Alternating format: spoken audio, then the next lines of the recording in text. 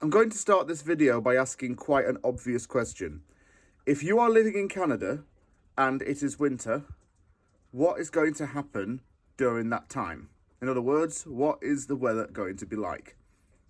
You don't even need a few seconds to guess, do you? There's going to be a lot of snow. Now, I've been in Vancouver for just under a year, and I want to say something as kind of a disclaimer before I start this video. Vancouver very, very rarely does get snowfall, and especially not this heavy. But there was a weather warning placed out in advance to give Vancouverites and the residents of Metro Vancouver and the Lower Mainland area a fair notice that this was going to come. This is fairly deep, actually. I mean, look, my shoe goes quite deeply into that, and it's well, causing a few issues, to be quite honest with you.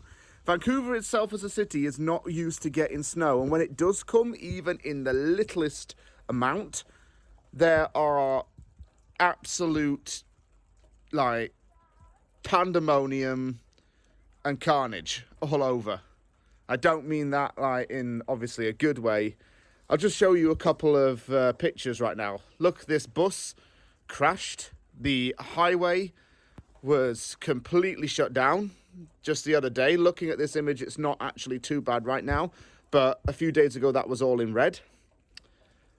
And transit ends up becoming a lot slower. Vancouver winter may not be so bad after all, but if you're living in Canada or thinking of moving to this country, one thing that you absolutely have to know about without fail is how to cope with the cold winter and polar conditions that this country gets every year between October to as late as May in some parts. In this video, I'm going to give you a guide on how to survive Canadian winter, what the essentials are for driving and walking in this weather, and why actually the cold weather isn't always a bad thing. You know, even though the temperatures can drop really low, there's a lot of stuff that you can still do outside. And, well, I've been in this country 10 years, and I've done most of these things. So stay tuned and watch along for James's guide on how to survive Canadian winter.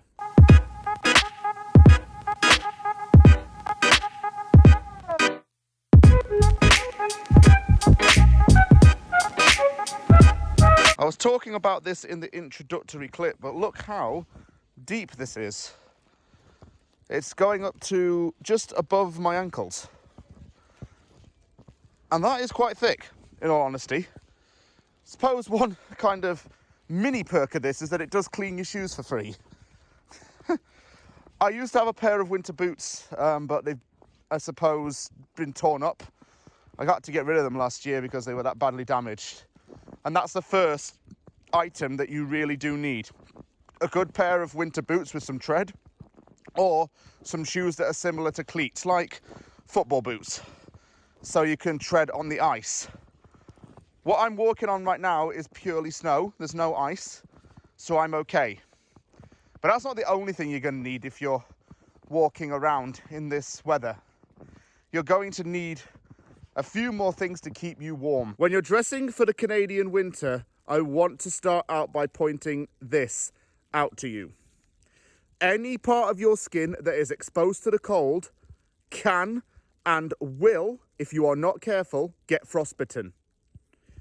Now, that's going to be the case in places like Edmonton, because I used to live there. Look at this that I screenshotted the other day. That looks like just a number to you, possibly, but I've been there and done that.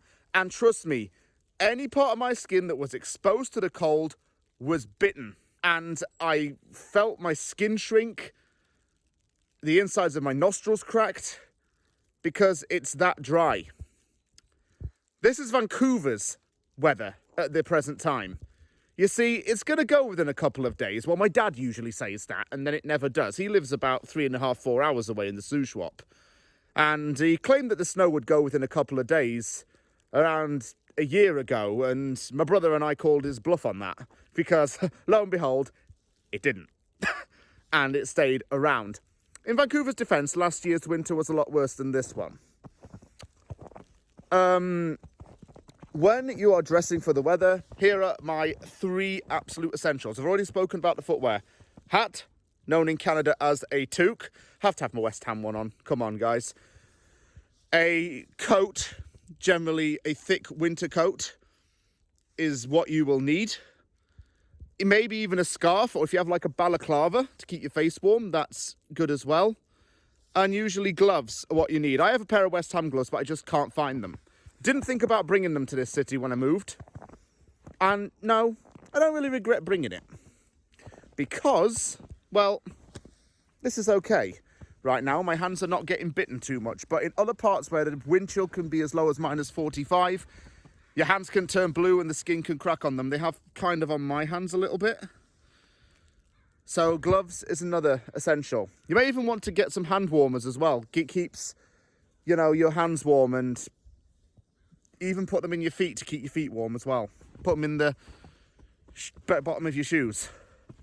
And then your arch of your foot presses against it. And that warms at your body. Your blood pumps up and down and it keeps your body warm. So that's what you can do to keep safe while you're going out.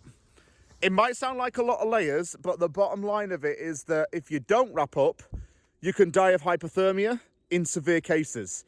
The whole purpose of wrapping up in the cold weather is to make sure that you do not basically die. Sounds extreme, I know, but there is a level of seriousness to this.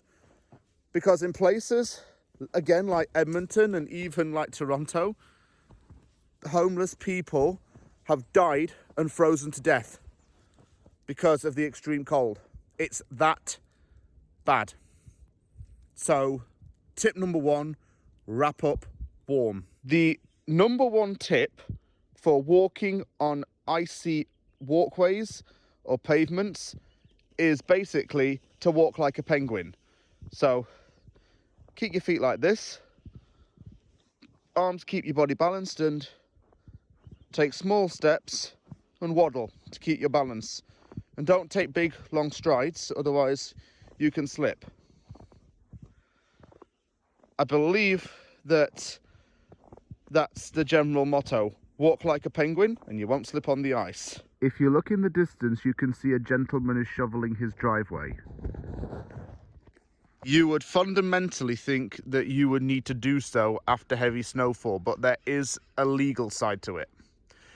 In most cities, the bylaw states that driveways must be cleared of snow and ice, and including the surrounding pavement as well, within 48 hours of snowfall. You have to clear it. If anyone slips, falls and hurts themselves walking past your driveway because it's not being cleared correctly, you can be sued for it and have to pay damages. I believe the fine, well, in Edmonton anyway, the fine was $250, I believe. It's money you don't want to pay and you don't want to hurt somebody. So that's my next tip.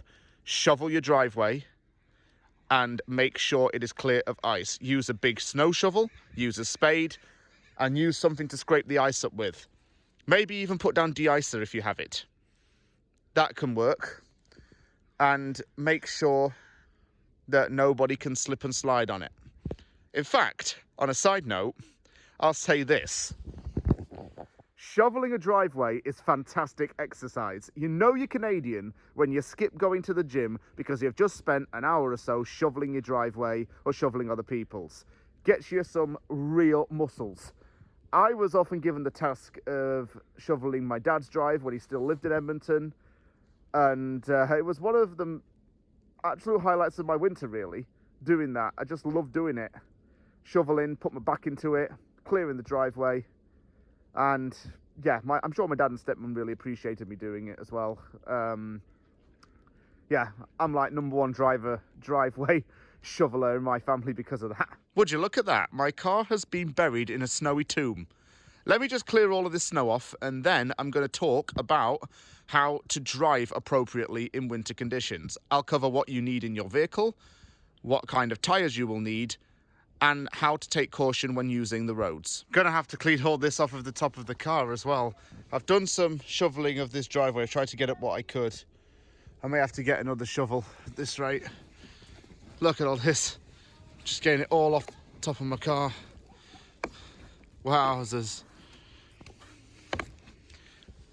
A side note, if you don't actually clear the top of this off and go ahead and drive quite fast, this can all fly off and hit the car behind you and shatter a windshield. Again, sounds drastic, but true. That can happen and has happened, so clear the top of your car. If you own a car in Canada, you will need to have winter tyres. And in many provinces, there are no ifs, no buts, and no exceptions to this rule. In British Columbia, cars need to have mandatory winter tyres or tyre chains between, I believe it's October the 30th to, I believe, late April. It's something around that time frame, but it is the correct months, though. You definitely need to have winter tyres because they give your car some extra grip. Summer tyres will offer you not a lot. When it comes to choosing some tyres for the winter, you're going to need all weather tyres. All season tyres are not very good in snowy conditions. All weather give your car the extra grip and a little bit more stability.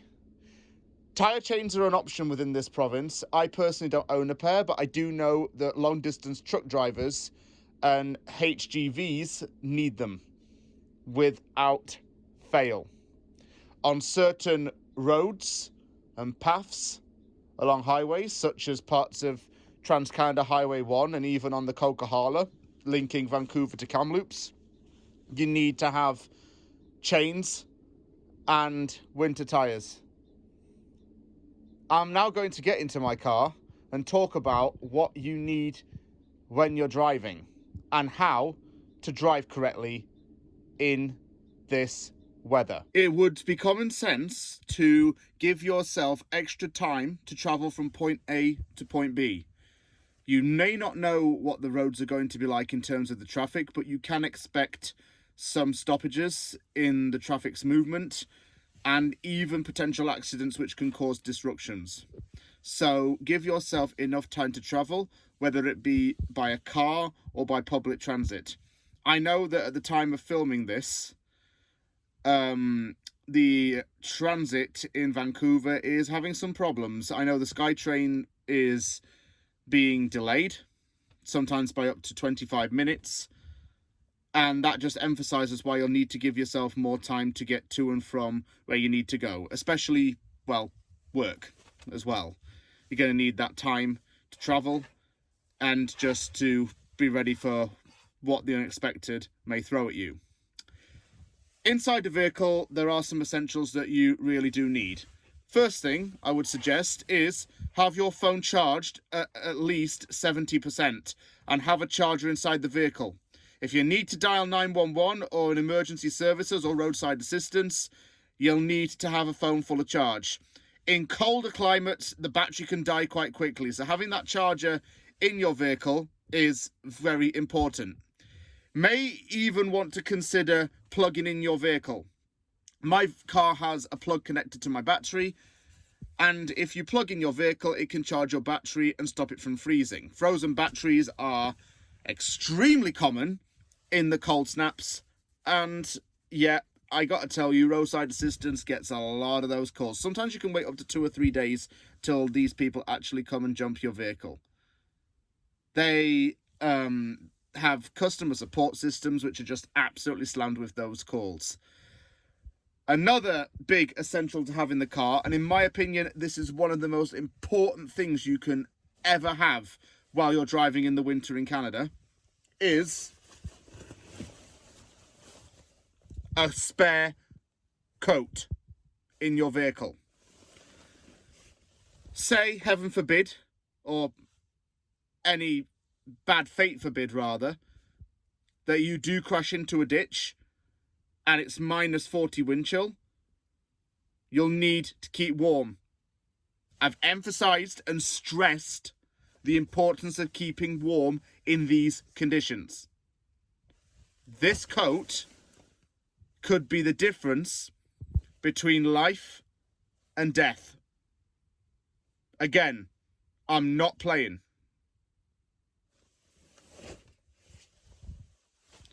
Other things to consider are to have enough fuel in your car and enough oil. Make sure your vehicle's liquids are working. Make sure your heating is working. And drive slower. There's nothing wrong with doing that at all in the winter. It's only sensible. Drive slowly, proceed with caution, and you'll be fine. I've driven in winter many times. In fact, I actually learned to drive during the winter. And I'll say this as well. If you can master how to drive in winter weather conditions, honestly, you can drive in absolutely anything. Because if you can drive in something as challenging as what's going on outside, you're ready for absolutely anything. Mark my words on that one. I've come back inside to do the concluding part of this video, where I want to talk about the things that you can do in winter in terms of family activities and fun. Just because the temperature drops doesn't mean that life stops. In fact, some people prefer the winter to the summer, especially those who like to ski, ice skate, play hockey, or even children who like to build snowmen. And I just want to say something before I continue. In the UK, the lowest I ever had for a temperature was minus 10 degrees Celsius. Okay? My mum actually texted me the other day and said that that was the lowest she'd ever experienced. And even then, she couldn't take it. So if you think minus 10 is bad, take a look at the temperatures in some of these cities.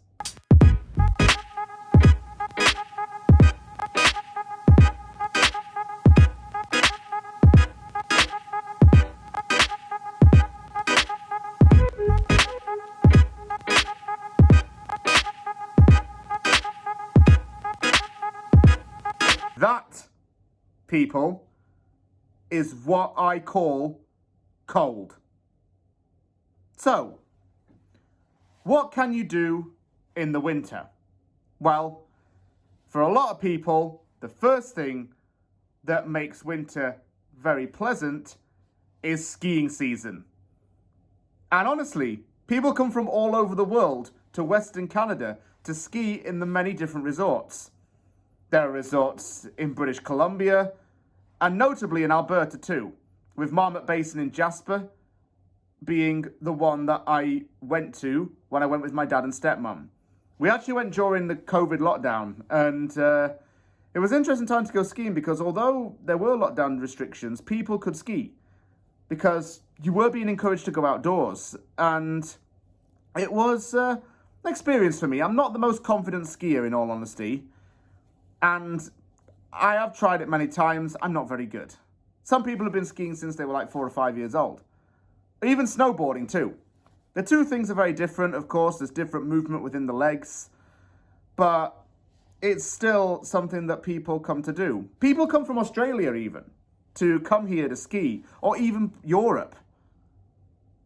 There are international students who come from all over the world, and even those from other countries who come to these resorts to work on working holiday visas.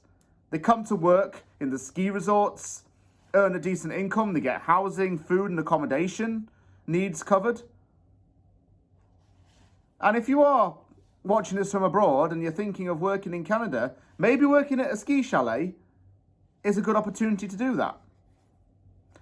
I'd argue that the best ski resort in British Columbia has to be Whistler. It's got an Olympic legacy behind it, and it's the one that I went to earlier in the summer. Well, last year in August, it was actually the time when I went. In the summer, it's stunning and beautiful. People can go hiking, but in the winter, obviously, it's ski season. And that's why people go to Whistler. It is one of, if not the best ski resort in North America. People come from near and far just to ski there. A lot of Brits and Australians work there too, so you kind of get those compatriots around as well. A lot of Australians in Jasper as well, by the way. And I've heard stories of them skiing topless on Australia Day, which is coming up later this month. It's crazy stuff. But hey, got to celebrate when they're many thousands of miles away from home, one way or the other, haven't they? Other things that people like to do in the winter are the outdoor rinks. Personally, I've never been on one. I'm not that good at skating. But frozen lakes are converted to play hockey on. People like to do that as well. Get the hockey net out of the garage, skate on the ice outside. In fact, when the NHL first started, it was actually played outdoors. And with very little, I suppose, dress code. So players were probably very cold when they played. There are even the Winter Classics in Heritage Hockey, where the game is played outside, usually in a city that's very cold. Edmonton did it. I know that Calgary did it 1 year. Toronto's done it.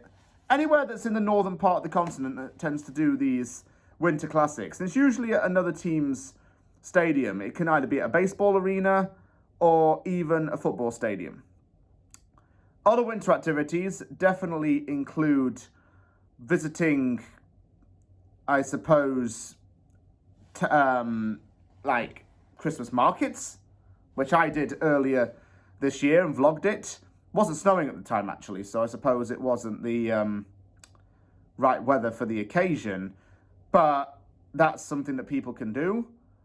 Hiking and cross-country skiing can be done. You just need extra grip on your boots. Other winter activities can include building a snowman, especially for some people who have come from abroad. Maybe countries that are in South America or Australia and have never seen snow before. My stepsister's daughter actually saw snow, so that's like my stepniece as well. She saw snow for the first time and she was doing this with it. She didn't know what it was because they live in Australia and they went skiing somewhere. I think it was either like in Europe or I don't know what it was. My stepmom told me about it a while back. But yeah, some people have never seen snow before.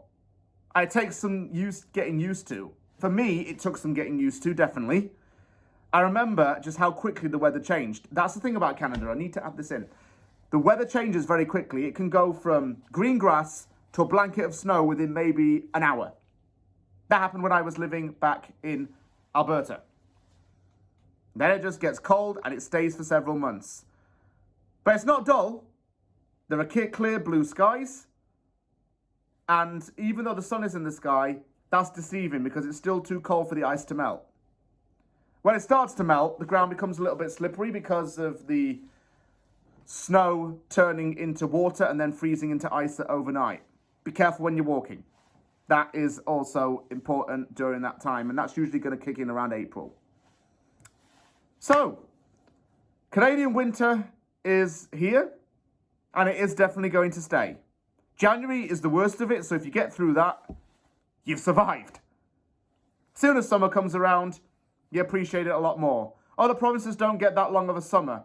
In some parts, there is snow on the ground for even 7 months out of the year. I'm not saying this to scare anybody, but I have to be realistic and honest.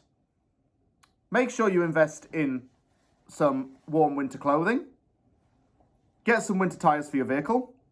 Drive sensibly and carefully. Walk carefully. And, most importantly, enjoy what Canadian winter has to offer, because it is stunning and beautiful. I want to round off with some pictures of me in the winter from various different locations and over the years. So thank you very much for watching this. I hope you found this guide useful, and I'll see you all soon on the next Van Vlogs. Hopefully, it's a little bit warmer.